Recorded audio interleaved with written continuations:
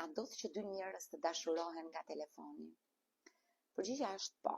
Dhe madje shumë shpesh në ditët e sotme dashuria lind edhe përmes telefonit, mesazheve, komunikimit online, është bërë një fenomen i zakonshëm, për shkak se është edhe mënyra se si njerëzit lidhen sot. Por le ta shohim në thelb. Pse dhe si ndodh kjo? Komunikimi emocional përmes fjalëve, kur flitet përmes mesazheve, telefonit, shpesh njerëzit hapen edhe më shumë. Ato ndjen të sigurt, treguar ndjenjat sepse mungon ajo prania fizike dhe frika nga gjykimi apo turpi.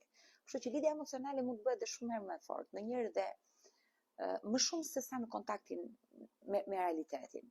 Ideali që ne krijojmë në mendje. Në distancë, truri jon plotson boshllëqet me imagjinatën. Si do të ishte ai apo ajo në jetën reale? Ndoshta është pikërisht ky personi që un kam kërkuar në jetë. Ky idealizim mund të ndez ndjenja të forta dashurie, por edhe pse personin ne nuk e kemi takuar ende.